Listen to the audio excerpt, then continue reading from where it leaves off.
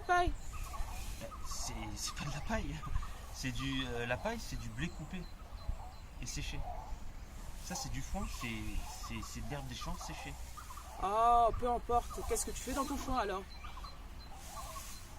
J'ai pas compris. Qu'est-ce que tu fais dans ton foin?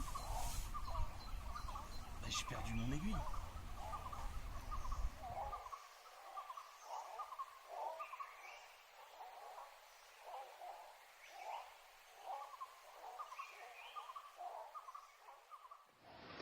Un engouement international qui n'est pas toujours du goût de tous. Quand il s'est assis dans le fauteuil de maire, Jean-François L'Huillier pensait entamer un mandat paisible. Ici, ce petit jardin, Mais il a rapidement dû faire face à un vandalisme un peu particulier. et encore voilà ce qui s'est passé récemment, les gens viennent fouiller. C'est impossible de faire un gardiennage 24 heures sur 24. Les traces de fouilles ne manquent pas dans tout le village. C'est une fouille exécutée par un chercheur, M. Butillon, dans les années 60. 65, les fouilles sont interdites, mais ça ne les a pas du tout. Parce que là, il faut quelques temps. Vous avez vu, il est dans le rocher, là. Hein. Il descend dans le rocher. Et vous allez en voir dans le domaine, comme ça, plusieurs. Quand la municipalité a racheté le domaine, elle a dû ainsi reboucher une vingtaine de galeries. Ce n'est pas du montage pour touristes. Ça a été laissé en état. Nous n'avons rajouté qu'une pelle et une pioche. Mais tout le restant, c'était exactement comme ceci. Le domaine est un gruyère. Face au danger d'effondrement, un arrêté municipal a même été pris en 1965 pour interdire les fouilles sur la commune. Bonjour et bienvenue. Nous sommes heureux de vous retrouver pour ce live portant sur Asmodée par le nom Yod et Vav et. Tu passeras de ce côté. Ouais, ça rime. Asmodée, c'est bon, bref. C'est pas un génie qui l'a trouvé celui-là. Enfin bon, bref. Donc, nous sommes heureux. Mais le problème, c'est que ce sujet-là, il a tellement fait couler d'encre, que ce soit dans les émissions télévisées, les émissions radio, depuis des années. C'est une affaire, l'affaire de Rennes-le-Château remonte au début du XXe siècle, dans les années 1900. Aujourd'hui aussi, ça fait couler beaucoup d'encre. À l'heure actuelle, sur le plateau du Razès, il y a énormément d'individus qui écrivent dessus, qui apportent leur attirance pour ce sujet. Il y en a d'autres qui font visiter la région, qui sont des guides touristiques, et nous les remercions tous. Et puis moi, je les remercie parce qu'ils m'ont appris énormément de choses sur le sujet, et j'en ai été ravi. Je vous conseille aussi un dossier qui est vraiment complet sur YouTube, une chaîne YouTube qui s'appelle JP Portal, Rennes-le-Château, l'affaire Rennes-le-Château. J'ai appris plein de choses, c'est merveilleux. Enfin, vraiment, je vous le conseille. Si vous voulez vraiment approfondir l'affaire de Rennes-le-Château, je vous le conseille. Alors après, il y a des versions plus ou moins uluberlues. Est-ce qu'on peut les qualifier comme ça? Est-ce qu'on peut les juger comme ça? Je pense que c'est à chacun de voir midi à sa porte. Mais en tout cas, il y a des thèses qui sont quand même assez intéressantes. Voilà. Je ne suis pas là pour juger. Moi, je suis pas juge. Hein. En tout cas, dans tout ce panel de chercheurs, de personnes qui ont touché, ou qui ont voulu expliquer, ou qui ont voulu transmettre les informations où il avait une affinité avec, bref, parmi toutes ces personnes, on a remarqué qu'il y avait un point commun. Et c'est là que nous intervenons. Il y a un point commun, c'est qu'on oublie le caractère fortement initiatique de l'ésotérisme juif. Alors on n'en veut à personne, bien évidemment, parce que cet ésotérisme juif est considéré par le judaïsme parfois comme une honte, parfois comme une peur, quelque chose qu'on met un peu de côté, qu'on ne veut pas voir, mais aussi parfois comme une honte. Et il a traversé l'histoire avec beaucoup de difficultés, on ne va pas s'étendre sur le sujet, mais en tout cas, tous ceux qui abordent le sujet héritent un petit peu de ce petit problème, on va dire. car il a quand même, et malgré tout, survécu, puisque vous avez un de ses représentants devant vous. Donc, il a quand même survécu, et il y a beaucoup de personnes qui touchent à cet ésotérisme. Bref, en tout cas, à Rennes-le-Château, il y a la marque de la haute initiation hébreu. Haute initiation qui vient de l'initiation égyptienne. Puisque, comme vous le savez, les Hébreux, par Moïse, la Torah et sa partie ésotérique a été transposée par Moïse. L'ésotérisme égyptien a été transposé, une partie a été transposée dans la Torah. Donc, nous allons attirer plus particulièrement l'attention sur la partie théurgique et psychurgique de l'ésotérisme juif. Et ce n'est pas très difficile à Rennes-le-Château, puisque donc, dès le départ, on sait à l'entrée du portique, on voit la statue de Marie-Madeleine portant une croix. Marie-Madeleine, je le rappelle, est juive. Ils ne sont pas chrétiens, ils sont nazoréens. Ils viennent des Esséniens. Le christianisme s'empare après de la doctrine des nazoréens en la transformant. Mais à la base, tout nazoréen sait que la doctrine chrétienne vient du nazoréisme. Donc Marie-Madeleine est initiée, est une haute initiée du nazoréisme. Nous avons retrouvé dernièrement les rouleaux de Hamadi avec l'évangile de Marie-Madeleine, évangile dans lequel on s'aperçoit que Marie-Madeleine est une très haute initiée. Elle a reçu une initiation, elle a reçu même la haute initiation. Dans cet évangile, elle décrit parfaitement ce qu'est l'âme. Elle, dans un langage très métaphorique, elle révèle que le maître, alors qu'elle est assise avec les 12, elle révèle que le maître lui a appris avec précision à identifier l'âme. Dans une métaphore, elle évoque un discours de l'âme dans lequel... Évangile de Marie de Magdala. Extrait. Le Sauveur répondit et dit : ce n'est ni au moyen de l'âme, ni au moyen du pneuma qu'il voit, mais l'intellect entre les deux. C'est lui qui perçoit la vision et c'est lui qui.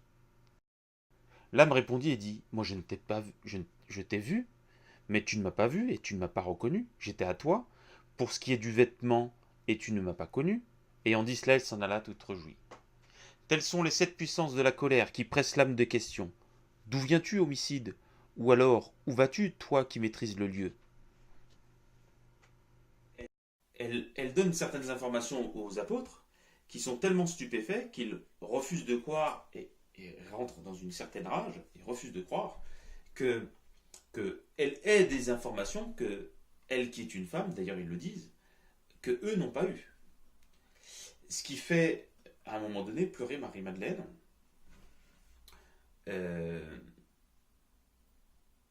Et elle cherche par un argumentaire à les faire revenir à la raison. Jusqu'au moment où André, il me semble, un des apôtres, revient à la raison et explique et dit oui, mais c'est peut-être un peu normal, puisque Marie-Madeleine était tout le temps en présence, qu'elle ait des informations que nous n'ayons pas.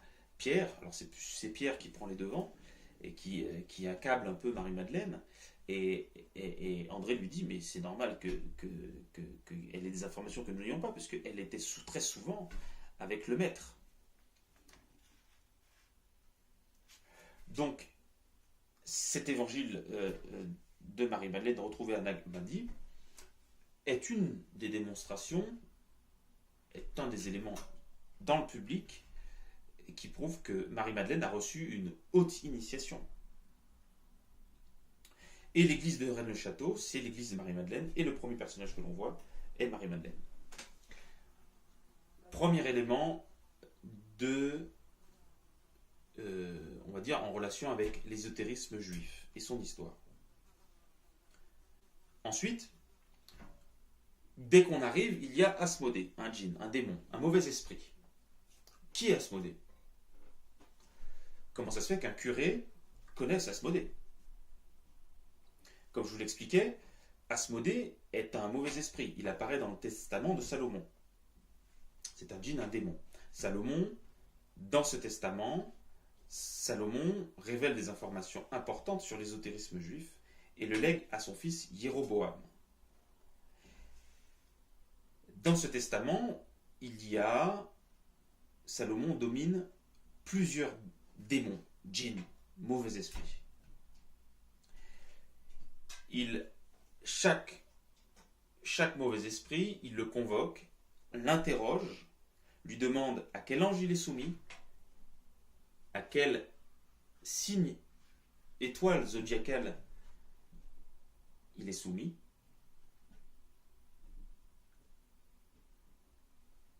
etc. Il révèle ainsi certaines informations. Alors, sachez tout de suite que les démons et les mauvais esprits n'est pas du tout ce que l'on en raconte dans le catholicisme tardif, qui n'est pas du tout de l'ésotérisme, voire même peut-être l'inverse, qui l'empêche, et le judaïsme tardif, qui pareil, empêche l'ésotérisme. Donc ce ne sont pas des êtres, des entités, des êtres extraterrestres qui peuvent se matérialiser. Non, je suis désolé de vous le dire, c'est pas du tout ça. C'est pas du tout ça. Dans l'ésotérisme juif, nous, en tant que nazoréens, si vous prenez les écrits esséniens, ou vous prenez toute cette tradition, la Torah primitive, ce que nous appelons nazoréens, la Torah primitive de Moïse, il n'est pas du tout question de ça. Il est hors de question, d'ailleurs, que les esprits se matérialisent. Ce n'est pas du tout ça. C'est le monde des esprits, c'est le monde des esprits. D'ailleurs, Asmodée, dans ce testament, vous l'avez peut-être vu, on va le remettre à la fin, il dit que Salomon est une semence d'ange et d'une femme. Testament de Salomon, extrait du passage avec Asmodée.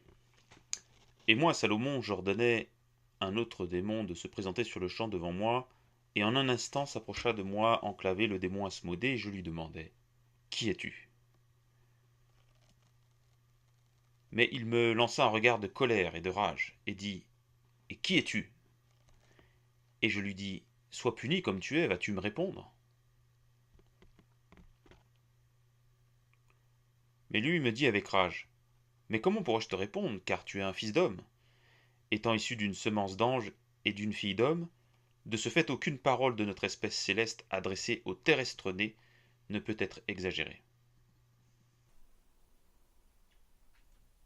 Révélant et donnant ainsi des informations dans l'ésotérisme juif, qu'est-ce qu'il faut entendre par le monde des esprits, le monde des anges, etc. Donc pour les représenter, on s'est servi de symboles, d'hommes, de personnages avec des ailes, mais ce n'est pas du tout cela. Et si vous voulez avoir davantage d'informations sur le sujet, n'hésitez pas à venir vers les fils de Seth pour recevoir l'initiation nazoréenne, où vous aurez accès à tout cela. Par ailleurs, dans d'autres traditions ésotériques, comme au Tibet ou l'initiation celtique, vous avez accès à des entités, on va appeler ça comme ça, à des êtres du monde des esprits. Et là, pareil, il ne s'agit pas du tout d'esprits qui se matérialisent, qui viennent faire souffrir les hommes ou quoi que ce soit. Il n'est pas du tout question de ça. Donc Asmodée fait partie de cette bande de mauvais esprits que Salomon soumet et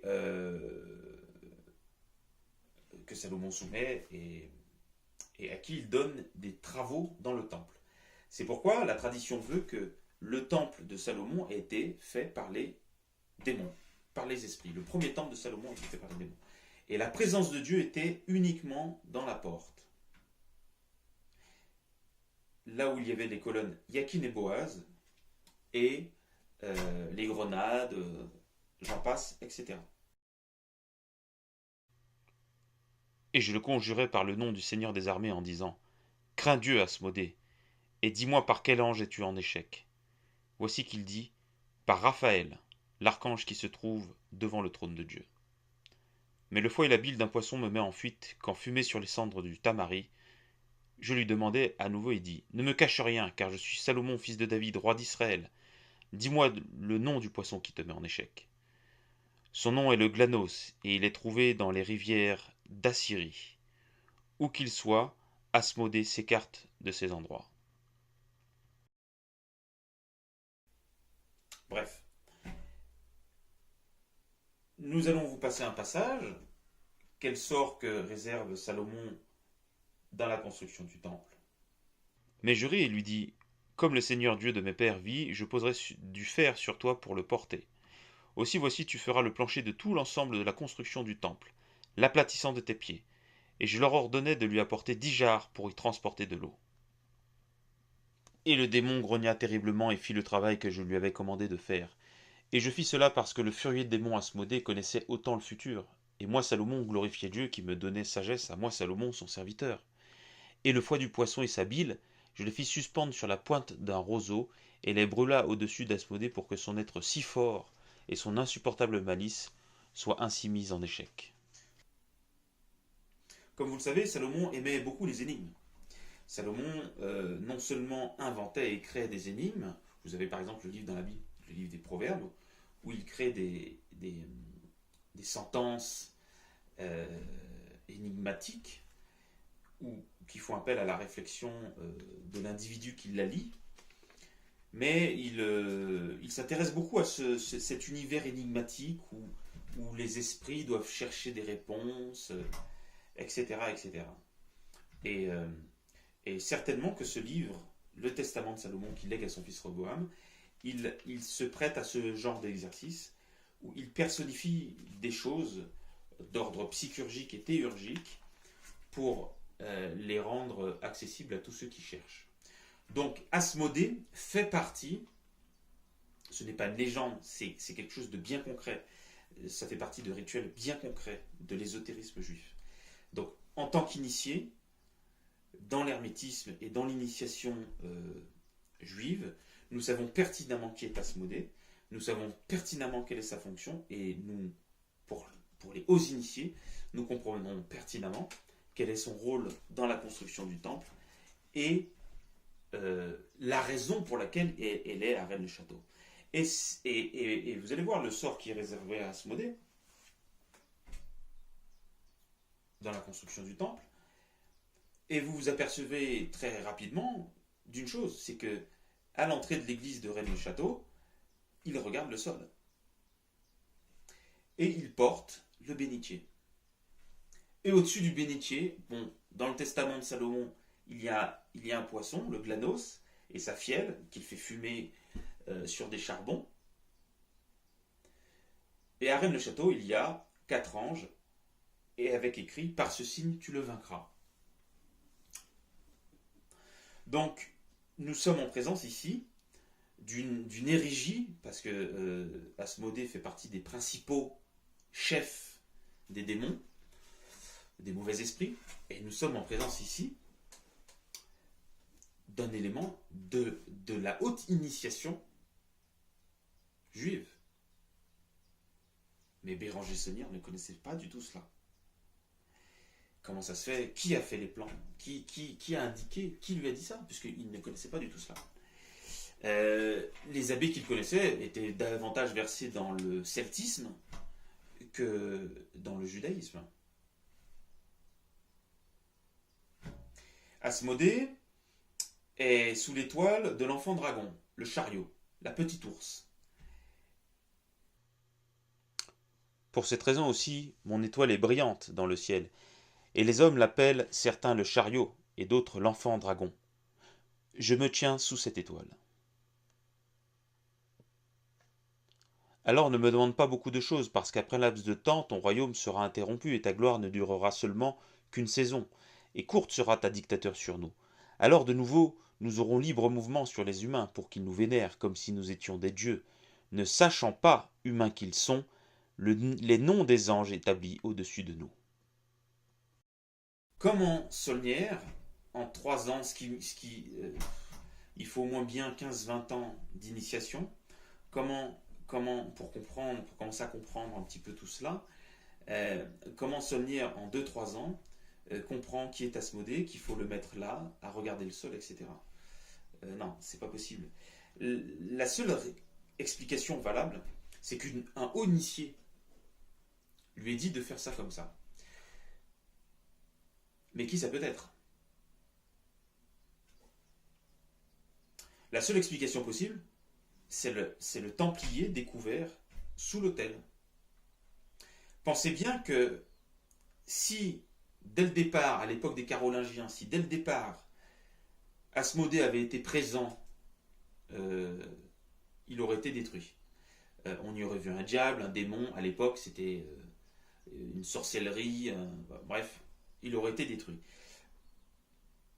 La preuve, c'est que, par exemple, la Vierge à l'oiseau, qui est une vierge portant un enfant, et l'enfant a un oiseau qui a la tête... non, il n'a pas la tête coupée, mais enfin, il porte un oiseau. À l'époque de la Révolution française, par la Corporation des bouchers, a été grisée. Elle avait des couleurs, enfin bref, elle était colorée. Elle a été grisée, elle a été cachée. Pour pas qu'on la détruise, parce que à l'époque de la Révolution française, donc des années après le début de la construction de Rennes-le-Château, de l'église de Rennes-le-Château primitive, en 1789, dans ces eaux-là, dans cette période-là, la Corporation des bouchers prend la décision de cacher une statue très colorée qui s'appelle la Vierge à l'oiseau. Donc, vous pensez bien qu'un démon n'aurait pas... Pourtant, c'était une vierge. Hein, c'est la représentation d'une femme avec un enfant qui est un oiseau. Donc, vous pensez bien que une statue de démon... Voilà. Donc, Saulnier, c'est lui, on le sait, c'est lui qui met cette statue. Où il a pris les plans, où il a pris les instructions. À n'en pas douter, il les a pris quand il a découvert ce corps. Il a découvert une mallette, de l'or, mais il a certainement découvert des recommandations de ce chevalier haut initié à l'ésotérisme juif, qu'étaient les Templiers, et que sont leurs successeurs, les Rose-Croix, les francs-maçons, tous se réclament de l'initiation templière, et il y a de fortes chances que ce soit le cas. Tous ces mouvements et courants de l'ésotérisme templier, dont une partie est composée de l'ésotérisme juif, il y a de fortes chances que quand il a retrouvé ce corps avec le chaudron et de l'or, comme les témoins l'ont affirmé, il a aussi retrouvé des recommandations et des informations précises sur ce qu'il devait faire dans l'église. Il l'a fait, et jusqu'à très récemment, où un personnage de la religion musulmane, islamique, de la religion islamique, de l'islam, a revendiqué une destruction en disant qu'elle était légitime, car c'était le démon. Donc vous voyez le sort qui aurait été réservé à Asmodée si ça avait été construit dès le départ, à l'époque des Carolingiens, avec les différentes chasses aux sorcières qu'il y a eu au cours de l'histoire. Donc, cet élément de la haute initiation de l'hermétisme juif n'a pas pu être mis par Saulnier, qui dans son entourage, la seule personne que nous voyons, c'est ce chevalier templier, haut initié juif, à l'ésotérisme, et donc l'ésotérisme juif, et qui a demandé à ce que soit mis, pour des raisons ésotériques, et là nous n'allons pas en parler, et pour des raisons de foi et de confiance dans le monde des esprits, il a demandé à ce que soit mis Asmodée à l'entrée de l'église en regardant le sol. Il y a un autre élément de l'ésotérisme, de l'hermétisme juif, qui était contenu dans la Torah primitive de Moshe, c'est les 4 anges. Et dans la théurgie et la psychurgie juive, on doit se faire assister des anges. pour dominer dans le testament de Salomon.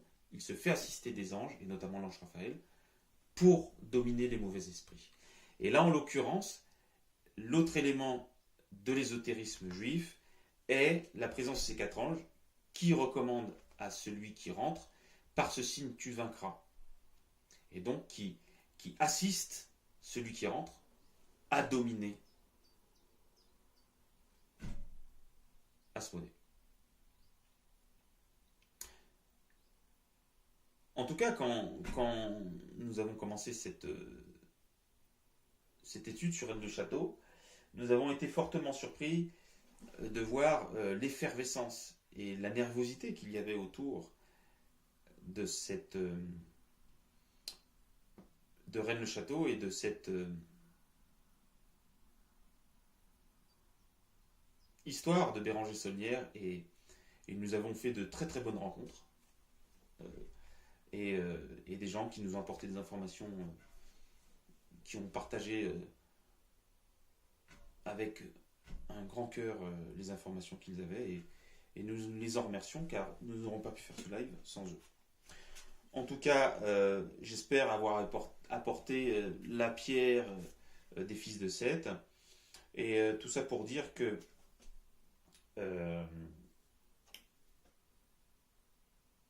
il ne faut pas oublier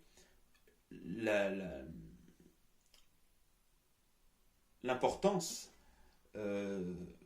qu'avaient les Templiers et le respect qu'avaient les Templiers pour l'ésotérisme venant de la Torah primitive de Moïse et de ses textes sacrés, notamment le Testament de Salomon.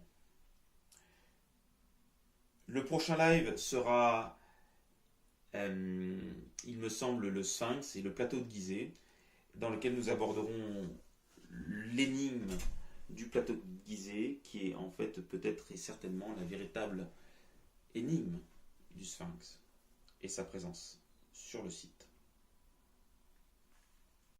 En tout cas, je vous remercie. Merci, et puis je vous dis à bientôt.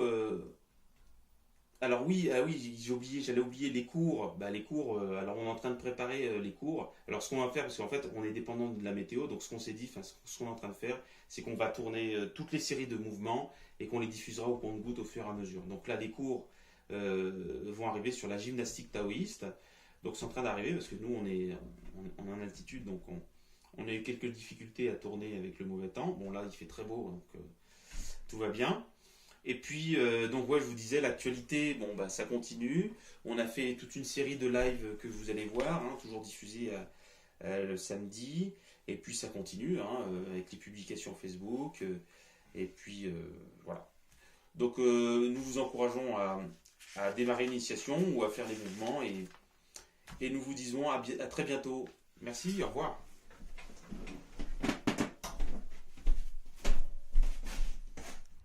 C'est le 5e trou qu'on creuse, il n'y a toujours rien. Mais qu'est-ce qu'elle raconte la carte?